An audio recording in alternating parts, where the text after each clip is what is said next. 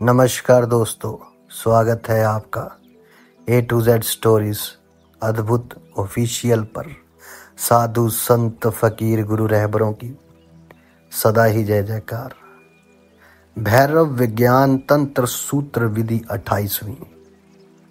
यह विधि अचानक रुकने की विधि है। इस विधि में शिव पार्वती जी से रहस्य बताते हैं कि कल्पना करो कि तुम धीरे धीरे शक्ति या ज्ञान से वंचित किए जा रहे हो।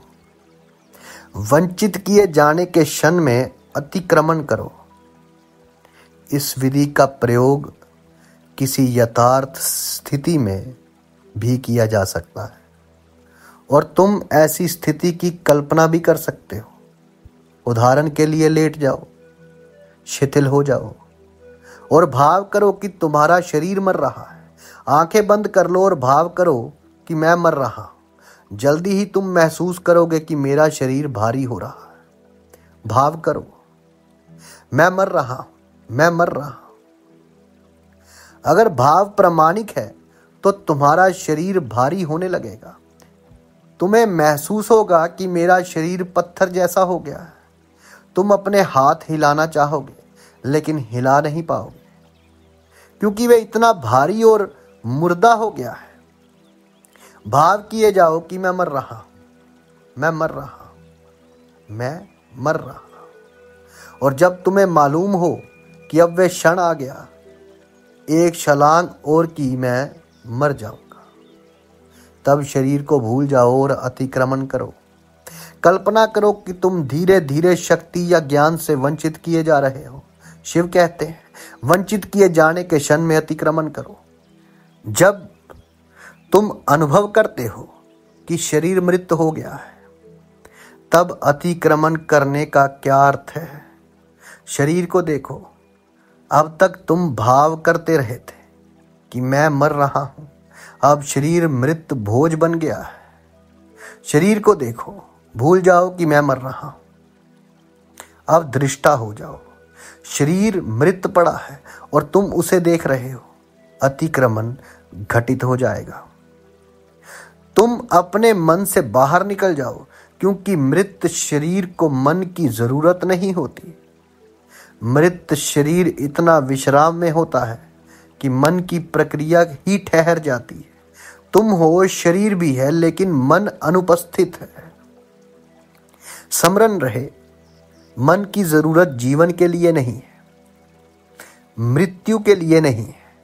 अगर तुम्हें अचानक पता चले कि मैं 1 घंटे के अंदर मर जाऊंगा, तो उस 1 घंटे के अंदर तुम क्या करोगे? 1 घंटा बचा है और निश्चित है कि 1 घंटे बाद, ठीक 1 घंटे बाद तुम मर जाओगे। तो तुम क्या करोगे? तुम्हारा विचार बिल्कुल बंद हो जाएगा क्योंकि सब विचार ना अतीत से या भविष्य से संबंधित है।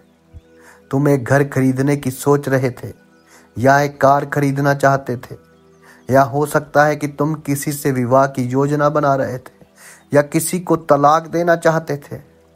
तुम बहुत सी बातें सोच रहे थे और वे सतत तुम्हारे मन पर भारी थी। अब जबकि सिर्फ 1 घंटा हाथ में है, तब ना विवाह का कोई अर्थ है और ना तलाक का। अब तुम सारी योजना उनके लिए छोड़ सकते हो जो जीने वाला है। मृत्यु के साथ आयोजन समाप्त हो जाता है। मृत्यु के साथ चिंता समाप्त हो जाती है क्योंकि हर आयोजन, हर चिंता जीवन से संबंधित है। कल तुम जियोगे, इसी कारण से चिंता होती है। और यही कारण है कि जो लोग ध्यान सीखते हैं वे सतत कहते हैं कि कल की मत सोचो। जीसस क्राइस्ट अपने शिष्यों से कहते थे कि कल की मत सोचो, क्योंकि कल की सोचोगे तो तुम ध्यान में नहीं उतर पाओगे, तुम चिंता में उतर जाओगे। लेकिन हमें चिंताओं से इतना लगाव है कि हम कल की ही नहीं सोचते, आने वाले जन्म तक की चिंता करते हैं। हम इस जीवन की ही नहीं सोचते, आने वाले जीवन का भी आयोजन करते हैं। मृत्यु के बाद के जीवन की भी चिंता रहती है। एक दिन हम सड़क से गुजर रहे थे। किसी ने एक पुस्तिका मेरे हाथ में थमा दी। उसके मुख पृष्ठ पर एक बहुत ही सुंदर मकान का चित्र बना था। और उसके साथ ही एक सुंदर बगीचा भी था। वह सुंदर था, अद्भुत रूप से सुंदर था, और बड़े बड़े अक्षरों में यह प्रश्न लिखा था, क्या तुम एक सा सुंदर घर और ऐसा सुंदर बगीचा चाहते हो, और वे भी बिना मूल्य के, मुफ्त। मैंने उस किताब को उलट पुलट कर देखा। वे घर और बगीचा इस दुनिया के नहीं थे। दरअसल वे ईसाइयों की पुस्तक थी। उसमें लिखा था कि अगर तुम्हें ऐसे सुंदर घर और बगीचे की चाह है तो जीसस क्राइस्ट में विश्वास करो। जो लोग उनमें विश्वास करते हैं उन्हें प्रभु के राज्य में ऐसे घर मुफ्त मिलते हैं। मन कल की ही नहीं सोचता, वरना मृत्यु के बाद की भी सोचता है। वे अगले जन्मों के लिए भी व्यवस्था और आरक्षण करता रहता है। ऐसे मन धार्मिक नहीं हो सकते। धार्मिक मन कल की चिंता नहीं करता। इसलिए जो लोग जन्मों की चिंता करते हैं कि वे सतत सोचते रहते हैं कि परमात्मा उनके साथ कैसा व्यवहार करेगा। चर्चिल मर रहा था और किसी ने उससे पूछा, तुम स्वर्ग में परमपिता से मिलने को तैयार हो? चर्चिल ने कहा, वे मेरी चिंता नहीं, मुझे तो ये चिंता है कि परमपिता मुझसे मिलने को तैयार है। चाहे जो भी ढंग हो, तुम चिंता भविष्य की ही करते हो। महात्मा बुद्ध ने कहा है कि कोई स्वर्ग नहीं है और ना कोई भावी जीवन है, और उन्होंने ये भी कहा है कि आत्मा नहीं है और तुम्हारी मृत्यु समग्र और पूरी होगी, कुछ भी नहीं बचेगा। इस पर लोगों ने सोचा कि बुद्ध नास्तिक है। वे नास्तिक नहीं थे, वे एक स्थिति पैदा कर रहे थे जिसमें तुम कल को भूल जाओ और एक क्षण में यहाँ और अभी जी सको। तब ध्यान बहुत सरल हो जाता है। तो अगर तुम मृत्यु की सोच रहे हो, वे मृत्यु नहीं जो भविष्य में आएगी, तो जमीन पर लेट जाओ, मृतवत हो जाओ, शिथिल हो जाओ और भाव करो कि मैं मर रहा, मैं मर रहा, मैं मर रहा। यह सिर्फ सोचो ही नहीं, शरीर के एक एक अंग में, शरीर के एक एक तंतु में इसे अनुभव करो। मृत्यु को अपने भीतर सरकने दो। ये एक अत्यंत सुंदर ध्यान विधि है। और जब तुम समझो कि शरीर मृत भोज हो गया है, और जब तुम अपना हाथ या सिर भी नहीं हिला सकते, जब लगे कि सब कुछ मृतवत हो गया है, तब एकाएक अपने शरीर को देखो। तब मन वहां नहीं होगा। तब तुम देख सकते हो, तब सिर्फ तुम ही होगे। चेतना होगी। अपने शरीर को देखो, तुम्हें नहीं लगेगा कि यह तुम्हारा शरीर है, बस एक शरीर है। कोई शरीर ऐसा लगेगा। अगर मन ना हो, अनुपस्थित हो, तो तुम नहीं कहोगे कि मैं शरीर हूं या शरीर के बाहर हूं। तुम महज होगे, भीतर और बाहर नहीं होंगे। भीतर और बाहर सापेक्ष शब्द खड़े होंगे। तुम शरीर में नहीं होगे। ध्यान रहे, मन के कारण ही अहम भाव उठता है कि मैं शरीर हूं। यह भाव कि मैं शरीर हूं मन के कारण है। अगर मन ना हो, अनुपस्थित हो, तो तुम नहीं कहोगे कि मैं शरीर हूं या शरीर के बाहर हूं। तुम महज होगे, भीतर और बाहर नहीं होगे। भीतर और बाहर सापेक्ष शब्द है जो मन से संबंधित है। तब तुम मात्र साक्षी रहोगे। यही अतिक्रमण है जो शिव ने पार्वती से कहा। तुम ये प्रयोग कई ढंगों से कर सकते हो। कभी कभी वास्तविक स्थितियों में भी ये प्रयोग संभव है।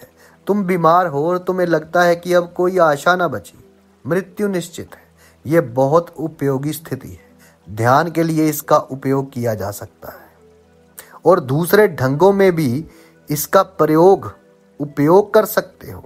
कल्पना करो कि धीरे धीरे तुम्हारी शक्ति क्षीण हो रही है।